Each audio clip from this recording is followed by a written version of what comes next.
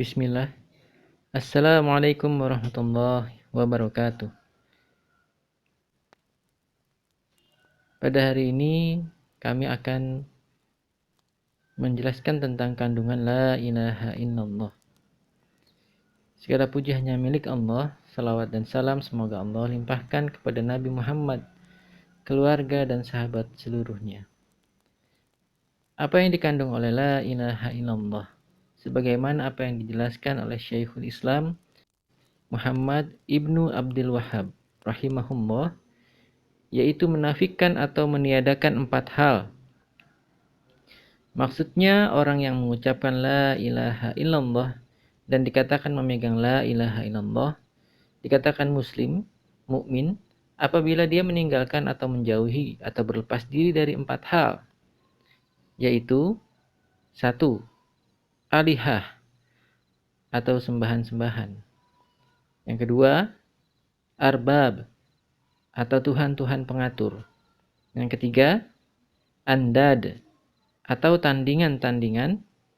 Yang keempat, taghut. Jadi la ilaha illallah menuntut kita untuk berlepas diri, menjauhi, meninggalkan 4 hal tadi. Dan insya Allah kita akan membahas satu demi satu dari keempat hal tersebut. Yang pertama adalah alihah. Alihah adalah jamak daripada ilah, yang artinya Tuhan. Jadi la ilaha illallah, ketika kita mengucapkannya, tidak ada ilah, tidak ada Tuhan yang diibadati kecuali Allah. Berarti menuntut diri kita untuk meninggalkan ilah-ilah selain Allah atau Tuhan-Tuhan selain Allah. Dan yang penting bagi kita di sini adalah memahami apa makna ilah. Karena kalau kita melihat realita orang yang melakukan kemusyrikan pada zaman sekarang, mereka tidak menamakan apa yang mereka ibadati selain Allah itu sebagai ilah atau sebagai Tuhan.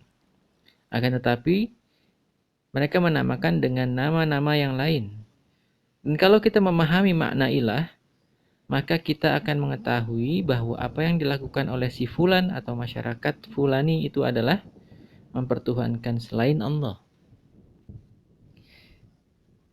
Ilah definisinya adalah apa yang engkau tuju dengan sesuatu hal dalam rangka mencari manfaat atau menolak bala atau bencana. Kami ulangi, ilah definisinya adalah apa yang engkau tuju dengan suatu hal dalam rangka mencari manfaat atau menolak bala atau bencana. Nah, kalimat dengan sesuatu hal adalah sesuatu tindakan atau suatu perbuatan dengan contoh sebagai berikut. Contoh 1, batu besar. Kemudian orang datang menuju ke batu besar tersebut dengan sesajian. Bisa berbentuk cerutu, kopi pahit, atau rujak-rujakan, atau apa saja. Batu ini adalah sesuatu yang dituju oleh orang tersebut dengan suatu hal yang tadi, sesajian, cerutu, dan lain-lain. Pasti ada maksudnya. Karena tidak mungkin seseorang menyimpan sesajen-sesajen pada batu besar tersebut dengan tujuan agar dimakan semut. Tidak, bukan itu maksudnya. Akan tetapi maksudnya adalah sebagai bentuk mencari manfaat atau tolak bala.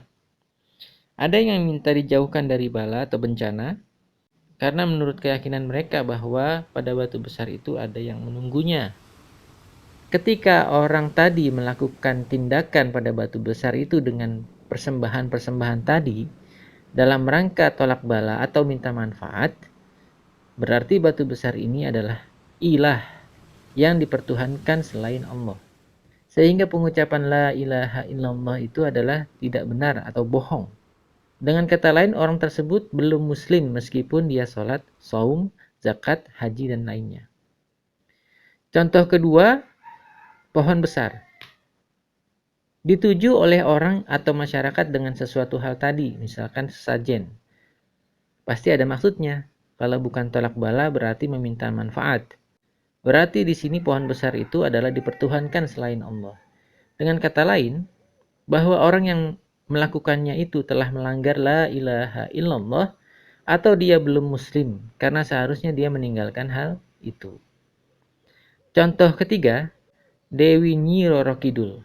Biasanya orang pantai selatan, mereka datang ke pantai tersebut menuju Nyi Roro Kidul dengan suatu hal seperti pesta laut, dengan cara melemparkan makanan-makanan ke laut untuk persembahan ke Dewi Nyi Roro Kidul. Kata mereka ada maksudnya. Apa? Yaitu tolak bala atau mencari manfaat. Di sini berarti Nyi Roro Kidul itu adalah ilah yang telah dipertuhankan selain Allah. Mereka melakukan pesta laut itu adalah orang-orang musyrik, bukan orang-orang muslim.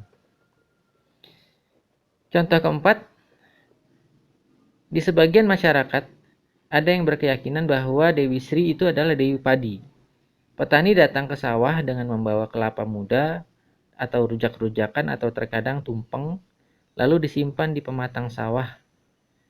Buat apa? Kata mereka buat Dewi Sri. Dewi Sri adalah sesuatu yang dituju oleh orang atau oleh petani tersebut dengan suatu hal tadi, yaitu sesajen dan yang lainnya. Apa maksudnya? Kalau bukan tolak bala, berarti meminta manfaat agar panennya berhasil atau supaya tidak ada hama dan sebagainya. Berarti Dewi Sri ini telah dipertuhankan selain Allah, dan berarti orang-orang tersebut telah melanggar la ilaha illallah. Dengan kata lain, belum muslim. Contoh kelima, orang mau membuat rumah, di mana kata masyarakat bahwa di daerah yang akan dibangun rumah tersebut terdapat jin penunggu. Nah, ketika membuat rumah, maka orang tersebut menuju kepada sesuatu dengan sesuatu hal berupa tumbal, seperti memotong ayam lalu dikubur sebelum dibuat pondasi rumah, dalam rangka supaya tidak diganggu oleh jin tersebut. Berarti jin ini adalah sesuatu yang dituju oleh pemilik rumah dengan suatu hal, yaitu tumbal, dalam rangka tolak bala. Dan berarti jin ini telah dipertuhankan selain Allah. Dan orang yang melakukan perbuatan tersebut adalah orang musyrik, bukan orang muslim. Meskipun dia sholat, saum, zakat, haji, dan yang lainnya. Contoh keenam, kuburan. Baik itu kuburan nabi atau kuburan wali atau kuburan siapa saja. Orang menamakan kuburan tersebut adalah kuburan keramat sehingga orang datang ke kuburan tersebut. Kuburan adalah sesuatu, kemudian dituju oleh orang tersebut dengan sesuatu. Ada yang minta ke penghuni kubur tersebut jodoh. Bahkan ada yang meminta doa kepada yang sudah meninggal. Berarti kuburan ini adalah sesuatu yang dituju oleh orang tadi dalam rangka meminta manfaat, minta jodoh, minta rezeki, atau minta doa. Dan juga ada yang minta agar dijauhkan dari bala. Berarti kuburan tersebut telah dipertuhankan selain Allah. Dan orang-orangnya adalah orang-orang musyrik. Mereka beralasan bahwa kami ini adalah orang kotor. Sedangkan wali ini adalah orang suci, bersih, dan dekat dengan Allah. Sedangkan Allah itu maha suci. Dan kami adalah orang-orang kotor. Jika kami orang kotor, lalu minta langsung kepada Allah, maka kami malu. Sebagaimana kalau minta sesuatu kebutuhan kepada penguasa, kita tidak langsung datang kepada penguasa tersebut, akan tetapi melalui orang dekatnya. Jadi dia menyamakan Allah dengan makhluk. Perbuatan tersebut adalah penyekutuan Allah Subhanahu wa taala, berarti orangnya adalah orang musyrik. Dan orang tersebut telah mempertuhankan selain Allah, walaupun dia tidak mengatakan bahwa dirinya telah mempertuhankan selain Allah. Walaupun batu besar, pohon besar, atau kuburan keramat itu tidak disebut Tuhan, akan tetapi hakikat perbuatan mereka itu adalah mempertuhankan selain Allah. Maka orang-orang yang melakukan hal itu adalah bukan orang-orang muslim. Dan kalau kita hubungkan dengan realita, ternyata yang melakukan hal tersebut umumnya adalah orang-orang yang mengaku muslim. Mereka itu sebenarnya bukan muslim tapi masih musyrik. Allah Subhanahu wa taala mengatakan tentang orang-orang kafir Arab, karena di antara kebiasaan mereka adalah menjadikan Latta sebagai perantara. Latta, berhala ya, sebagai perantara. Mereka memohon kepada Latta yang dulunya adalah orang soleh untuk menyampaikan permohonan mereka kepada Allah. Ketika mereka diajak untuk mengatakan dan komitmen dengan la ilaha illallah, maka mereka menolaknya. Allah Subhanahu wa taala berfirman, "Innahum kanu idza qila lahum la ilaha illallah yastakbirun wa yaquluna a inna latariku alihatina li syairim majnun." Sesungguhnya mereka dahulu apabila dikatakan kepada mereka la ilaha illallah, tidak ada Tuhan yang berhak disembah melainkan Allah, mereka menyombongkan diri. Dan mereka berkata, apakah sesungguhnya kami harus meninggalkan sembahan-sembahan kami karena seorang penyair gila? Al-Quran Surat As-Saffat ayat 35-36. Dalam ayat ini Rasulullah SAW digelari penyair gila, padahal sebelumnya mereka menyebutnya Al-Amin, orang yang paling jujur lagi terpercaya. Mereka memahami bahwa apabila komitmen dengan la ilaha illallah, konsekuensinya adalah meninggalkan ilah-ilah tadi, yaitu batu besar, kemudian pohon-pohon keramat, kuburan keramat, dan sebagainya. Sedangkan mereka itu tidak mau meninggalkan kebiasaan-kebiasaan tersebut. Juga ketika Rasulullah Shallallahu Alaihi Wasallam menawarkan kepada mereka, beliau mengatakan, maukah kalian berikan kepada saya satu kalimat yang dengannya kalian akan mampu menundukkan orang-orang Arab dan Ajam? Kemudian Abu Jahal mengatakan, senang sekali, saya akan memberikannya, bahkan 10 kali lipat dari kalimat yang kamu minta itu. Kemudian Rasulullah Shallallahu Alaihi Wasallam mengatakan, katakanlah la ilaha illallah. Lalu mereka bangkit dan pergi sambil mengatakan, apakah kami harus menjadikan ilah-ilah itu hanya menjadi satu saja? Ini adalah sesuatu hal yang sangat mengherankan. Nah, ini diriwayatkan oleh At-Tirmizi dan Al-Hakim. Mereka paham akan la ilaha illallah karena tidak sulit dan mereka tidak perlu diajarkan artinya. Tidak seperti kita. Sedangkan di antara maknanya itu adalah bahwa mereka harus meninggalkan ilah atau alihah selain Allah.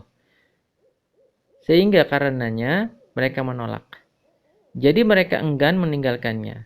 Berbeda dengan orang-orang sekarang. Mengucapkan mau, bahkan ratusan kali, ribuan kali. Akan tetapi perbuatannya bertentangan dengan kandungan daripada la ilaha illallah. Nah, ini adalah yang pertama, yaitu alihah. Yaitu sesuatu yang engkau tuju dengan suatu hal dalam rangka tolak bala atau meminta manfaat. Mudah-mudahan yang pertama ini jelas. Wassalamualaikum warahmatullahi wabarakatuh. فسبح باسم ربك العظيم